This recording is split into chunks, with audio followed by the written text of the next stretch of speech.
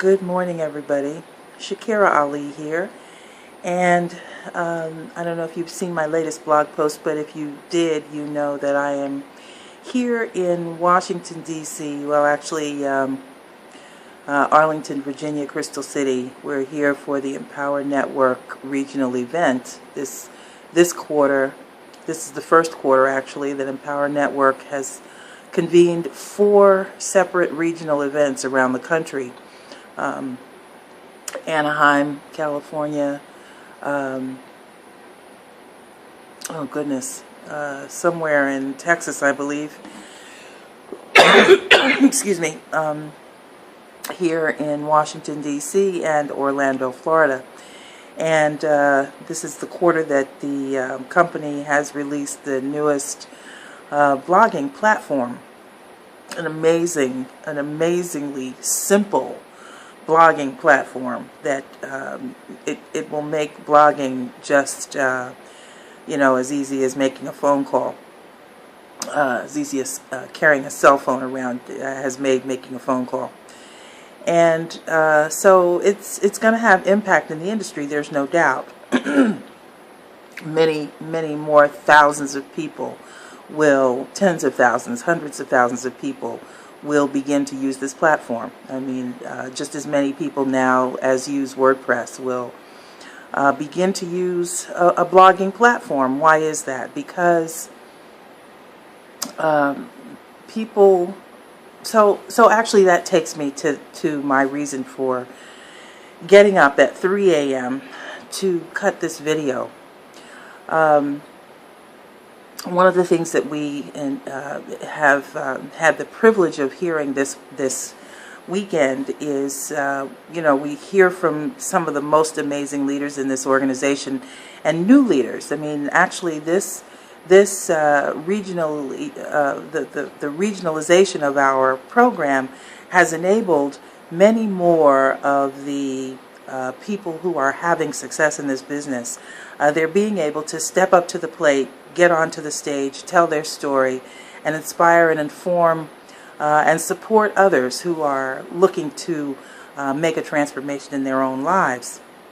And as one of the most amazing leaders in the organization, Tony Rush, continues to say, is that we're kind of on a sneaky mission to create transformation in the lives of individuals. We're a leadership factory, actually, with a really great compensation package.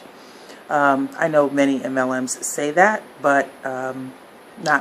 and Empower Network lives it out in ways that I've never seen before, and I've seen a lot. I mean, I'm in the business of transformation. I'm a coach and an organization development consultant, and I know what it takes for people to change. And this organization supports people in becoming their best selves like no other entity that I've seen.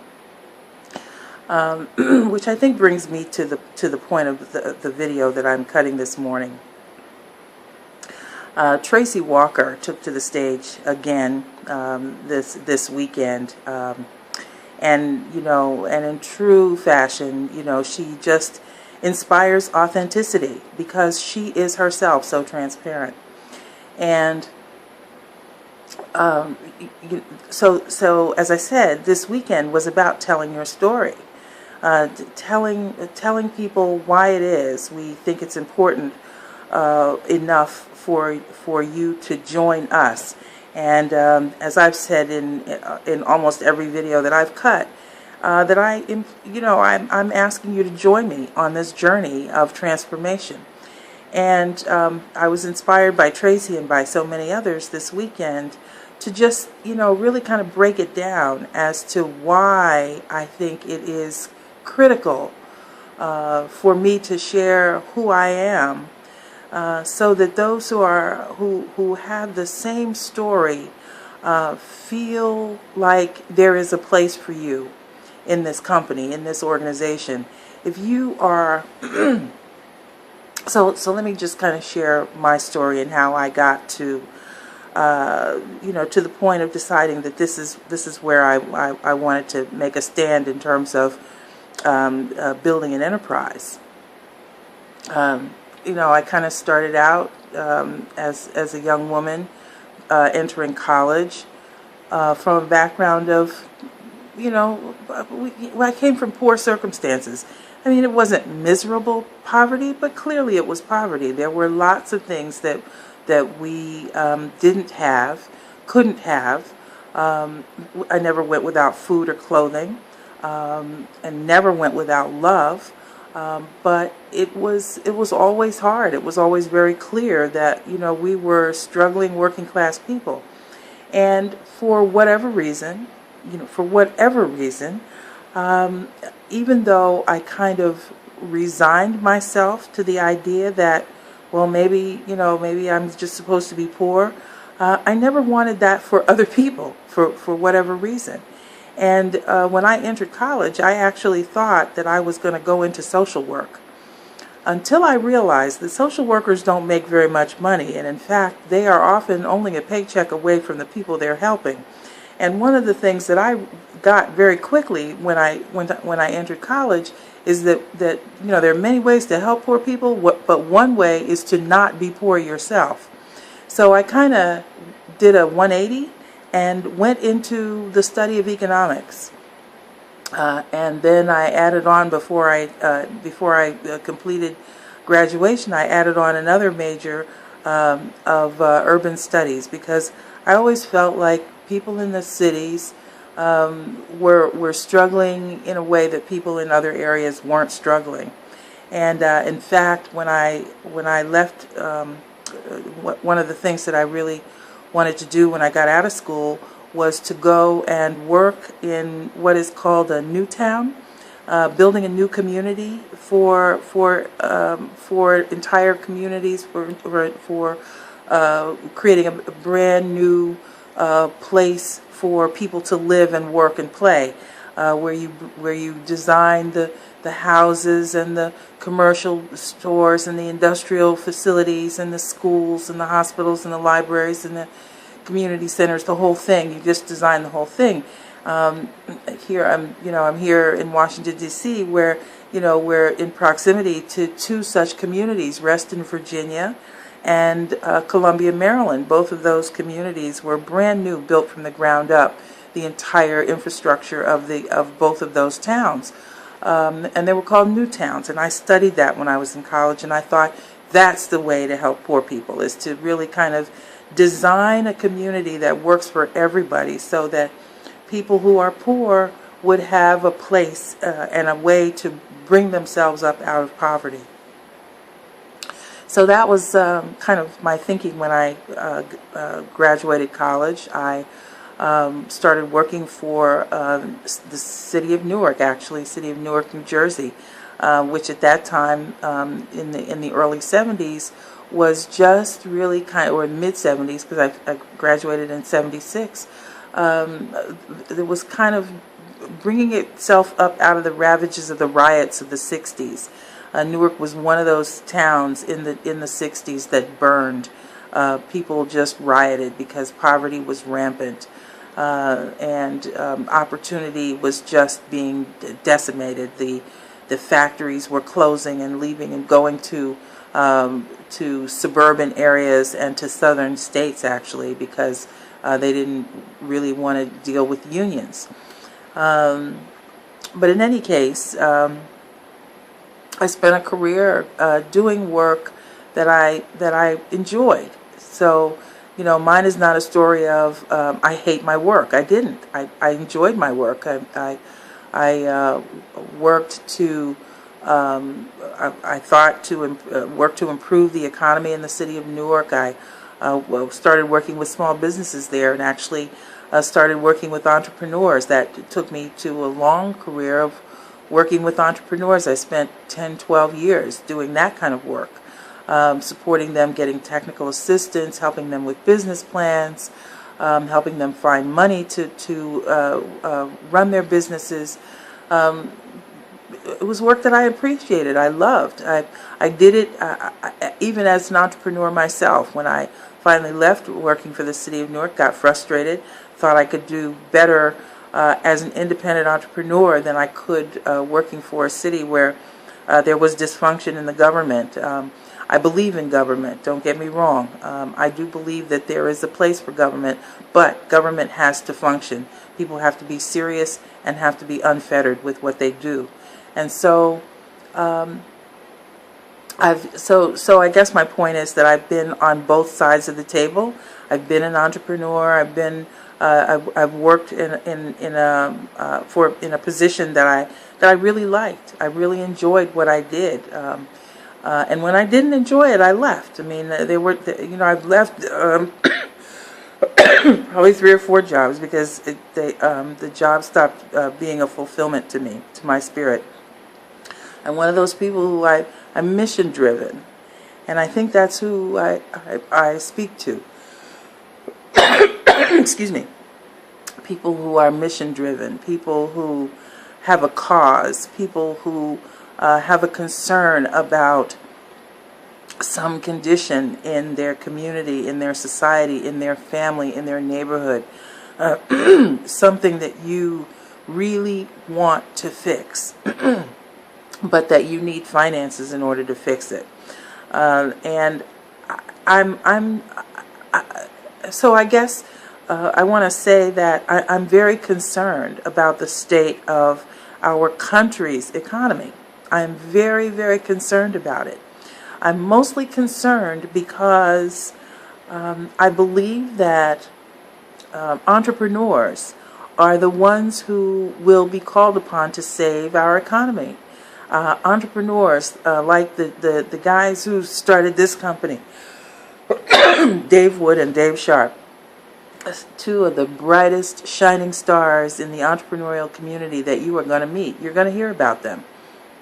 They're going to go beyond the MLM world, multi-level marketing world, which this business, I guess, is considered a part of the MLM world, which is fine with me. I think network marketing and multi-level marketing are great business models. I've referenced that in another presentation. I actually did a presentation for one of the women's organizations that I belong to about the power of the multi-level marketing model as a means of helping people to build wealth. And certainly this company is a star performer in that arena, in this industry, because it has supported people in making money faster than any other than any other opportunity that I know of. And it's kind of like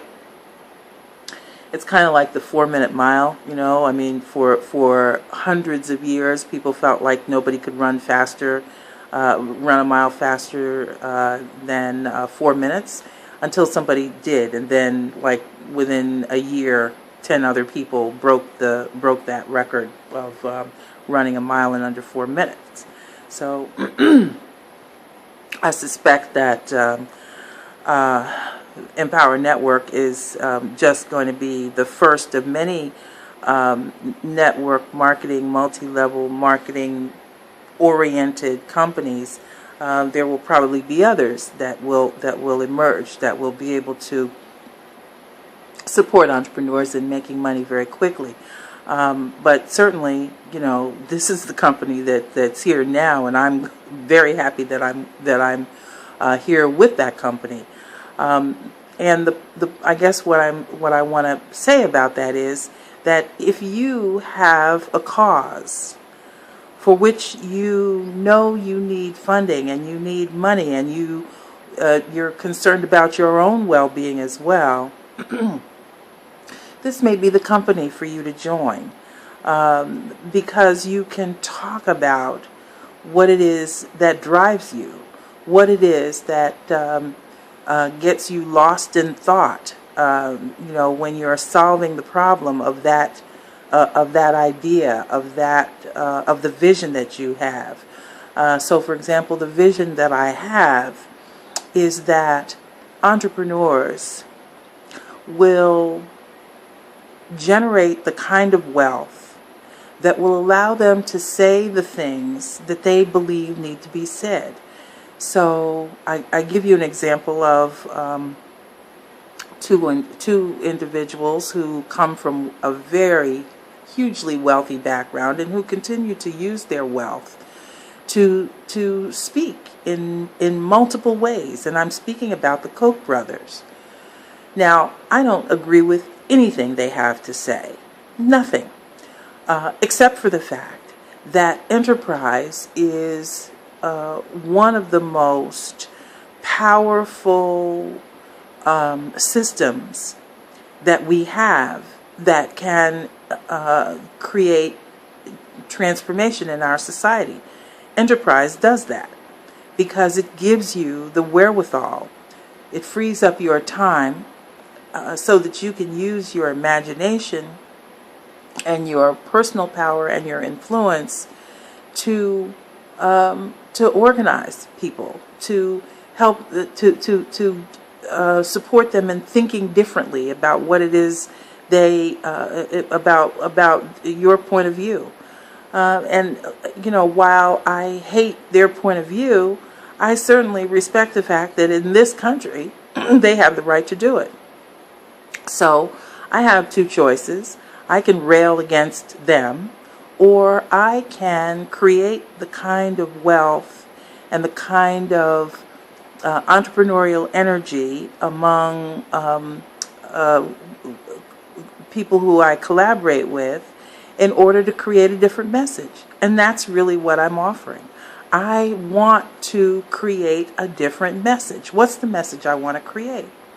I want to create a message that says to people that you have the power within you to raise yourself to any level you can see, that you can imagine, that you can envision. And I don't mean that pie in the sky.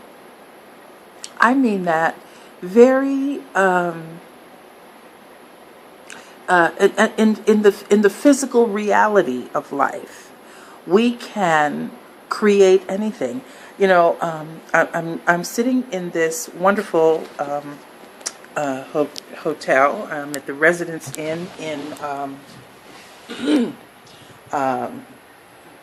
where are we? Falls Church, and you can see it's a beautiful facility. It's wonderful. Everything that's in here, everything that I'm looking at around me was created twice. Every single thing was created twice. It was created first in the mind of the designer, and then that person put the design in some physical form, maybe a plan on paper, or maybe they just simply picked up a piece of wood and a piece of leather and a piece of cloth, and they made the chairs and the carpeting and the wallpaper and the flat screen TV and the paintings on the wall and the beautiful lighting. They did all of that. And I'm saying that every single thing that anyone can imagine can be brought into the physical realm.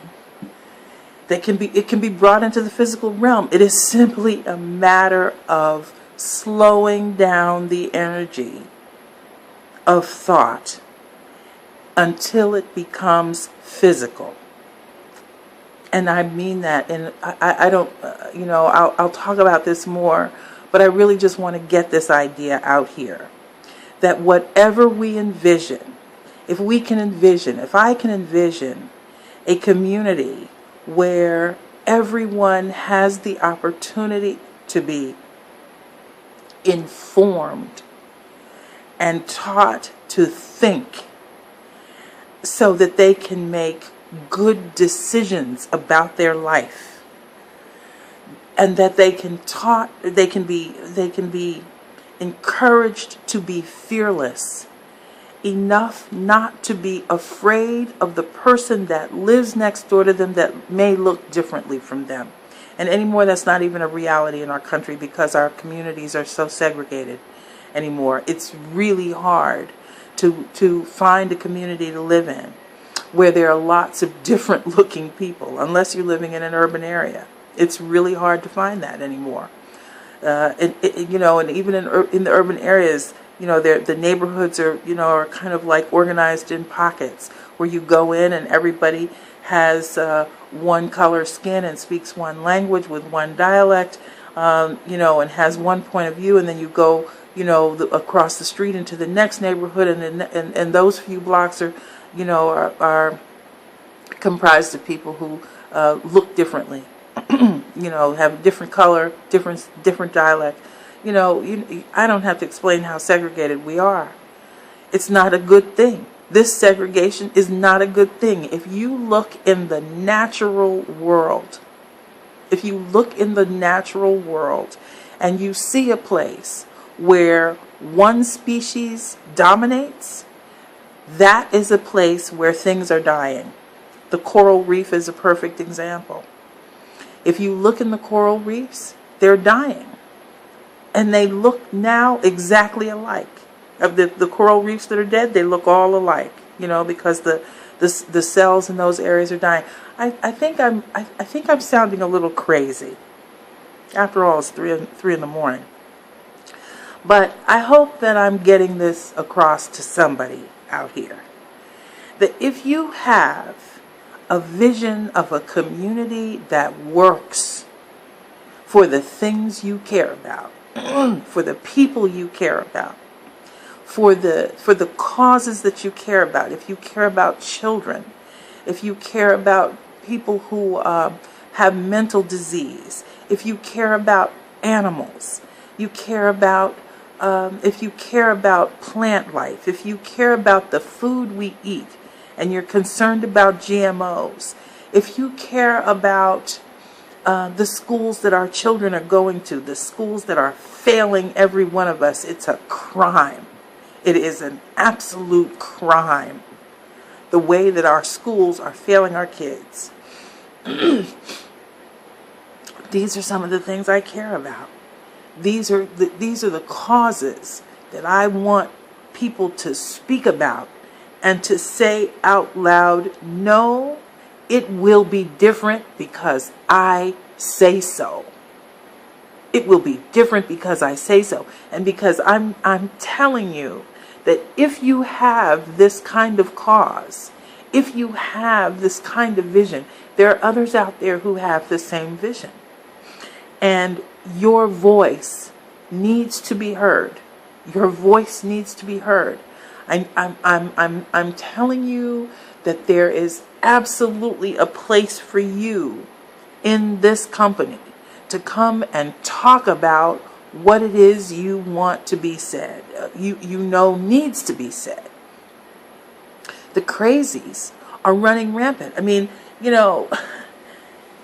I don't believe in accidents. I don't believe in coincidence. I believe that there is divine order in everything that happens.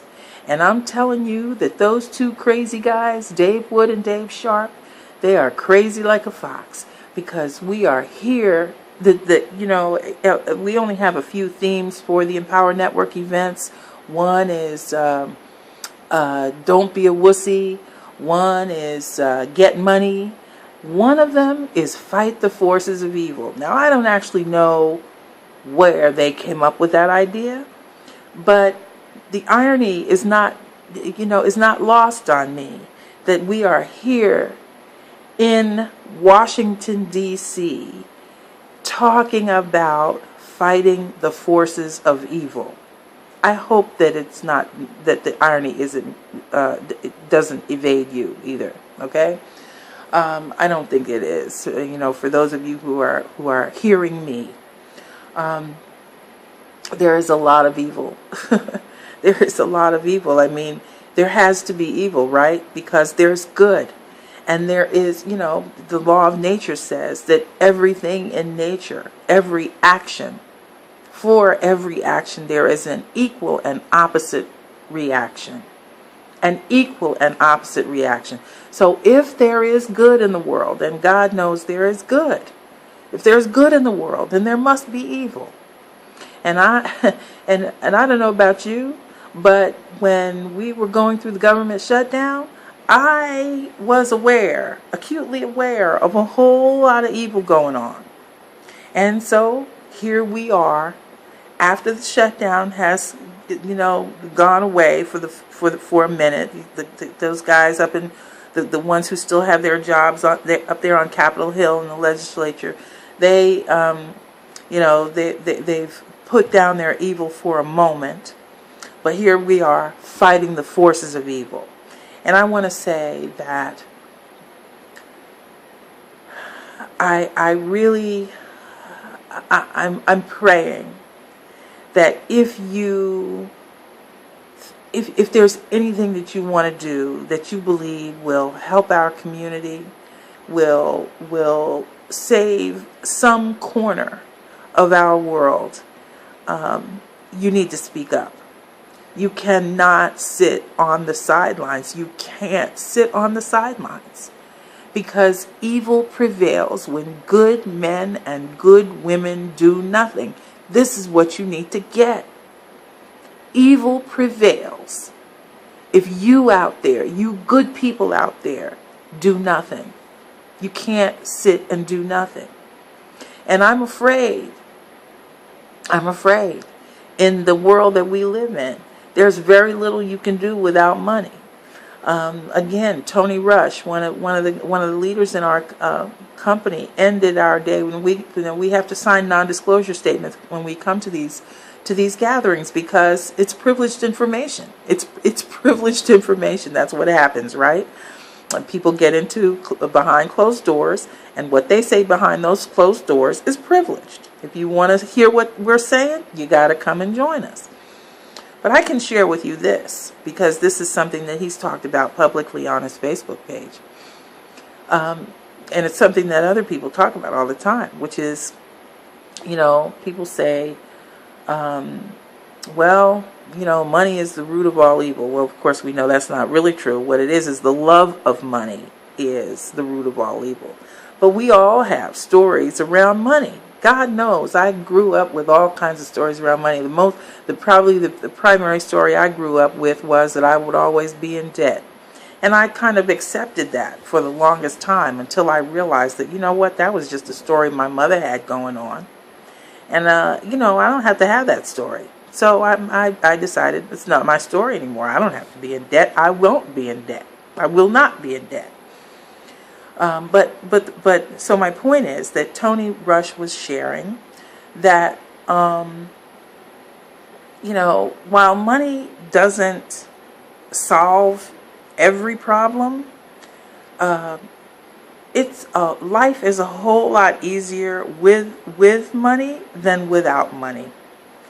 And for those of us who, had these defense stories around money, like, well, he may be rich, but he's unhappy. Look at his life; he's a mess. Or she's, she may be rich, but she's, the B word that we like to call people. We call women sometimes. We don't when we're jealous, when we're projecting, whatever. So the idea is that it's necessary to have money. It's necessary for us to have money. And in the state of our economy, we better have some money. And those of us who are, kind of right now in the 99% percentile of income, those of us on the lower end of the income bracket right now, we need to figure out a way to make some more money. Now, the reality is there's no shortage of money. There's money everywhere. Because money is just an idea, right? It's just energy. It's just an idea. And if we decide to manifest it, we can. The problem is that most of us have decided that, well, maybe we shouldn't manifest it because then we'll be mean, nasty people, or we shouldn't manifest it because we'll go crazy and do stupid things with money. I mean, we've seen evidence of people doing really stupid things with money. Yeah, it's true. But, you can be a jerk without money too. There are a lot of people who don't have money who are equally crazy, who are jerks, who are stupid, who are foolish, and so on. So it's not the money that makes people foolish. You're either a fool or you're not. So money just helps you be more of the same of what you are. So if you're a good person, and those are the people that I'm talking to the people out there, for you out there who you have a cause, you have a vision, you have a mission, you've been called to do something, and you haven't done it because you haven't had the resources, I'm saying to you, this is a place where you can come, create the resources, and create the kind of self-discipline to help you manage those resources in such a way that you can change the reality for your family's life, and you can change the reality on the ground for the mission you care about. And that's really what I wanted to say this morning at what is now, I guess, about 3:30 or so. Thank you for listening. If you've stayed with me this long, God knows, you may be as crazy as I am, and I think that's quite okay. Personally, I think it's quite okay, right? Of course I would. But I just encourage you, if you have a mission, if you have a vision that you haven't taken on because you felt like you haven't had the resources, I want to say to you, here is the place for you to create those resources. And I'm going to help you create them to fulfill that vision, because I personally believe that for all of us, each one of us who has a piece of the puzzle to make our life better, this is the time to step up to the plate. This is the time, because there are people out there, evil forces out there, who want to take us in. And I'm speaking to you from the U.S. I'm speaking to you as an African American, a descendant of slaves in the United States. There are people out there who want to take our country back to a time when people were chattel. And I want you to understand that this is not something that this status of chatteldom, it's not a status that can be confined to the people that seem to be victimized by it. In other words, when slavery was in place, when African Americans were actually in bondage, I want you to get that the owners of those slaves were also in bondage. They feared for their lives every day. How could they not? To be in a place where 100 people want to see you dead. This is not something that this is not in every story of people being victimized, the people who are doing the victimizing, they are equally victims in that situation. Self-inflicted, but victims nonetheless. Because if I hate you enough, and I do something to you because of that hate, who am I really? I'm hurting myself as well as I'm hurting you. This is what we don't get, that you cannot commit a crime and feel like the only person that is hurt by it is the victim of the crime. The person who commits the crime is also hurt.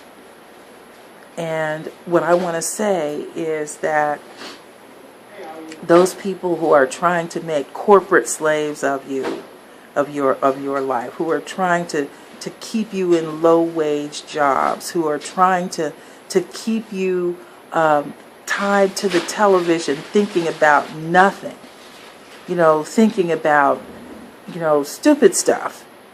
Not that it's not entertaining to watch people dancing or people going through,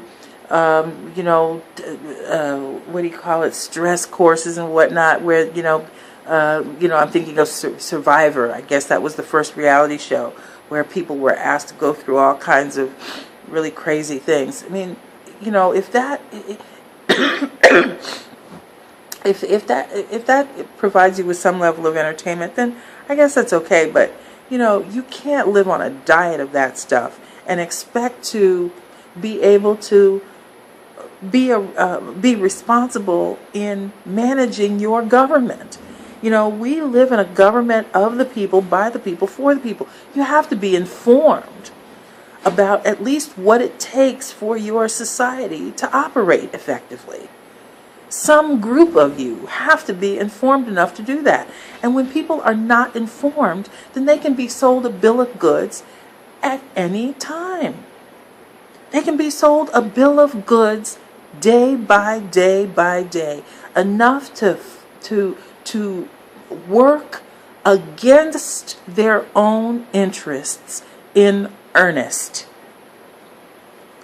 I think this is what has happened in our country. So many people have allowed, have just stopped thinking, have just refused to take on the responsibility of having informed thought. They just won't think. And so, because of that, they've turned over the governance to people who are very self-interested. We're talking. I don't want to get too political here, because I don't want to offend anybody. Well, actually, that's not true. I mean, if I'm offending you, we're not going to be in relationship anyway. So, this is my opinion. I think that Ted Cruz, the person who fomented the government shutdown, actually he fomented it, not individually, but certainly he was leading the charge. I think he did it as a means of self-interest. He wants to be president of the United States. He's smart, he's educated, he's capable, he's a brilliant speaker. He feels like, why shouldn't he be president of the United States? He has all the qualities. He thinks that he does. And if you want your president to be smart and capable and, a brilliant speaker, somebody who can inspire people, in whatever way, of course, that's the kind of person you want to be president. Ted Cruz thinks he could be president. I think it would be a disaster for him to be president of this country. But there are people who believe that he would be, a good spokesperson for them. And they're putting up the money to see to it that that's what's going to happen. And I, along with, I hope, other people who are concerned about the well-being of everyone in the country, I want to make sure that he doesn't get there. And I feel like I need money to do that. Now there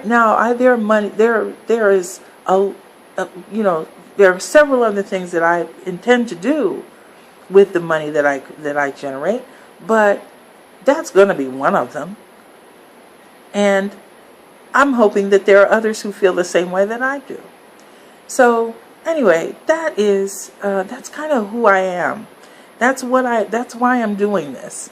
That's why I'm inviting you to join me, because I really want to work with a cadre of people where I can pick up the phone and say, Jan, Tony, TC, anybody, all of those of you who are out there, who I know have a vision of life being better. I want to be able to say to you, here's a project that needs $100,000. When can I expect my, the transfer? I know this is something that you'll buy into. I know this is something that will light your heart's fire in terms of the good that this work will do. And I know you'll support me. So when can I get your check for $100,000? I want to be able to do that. I want to be able to call on you to say, let's take a working vacation.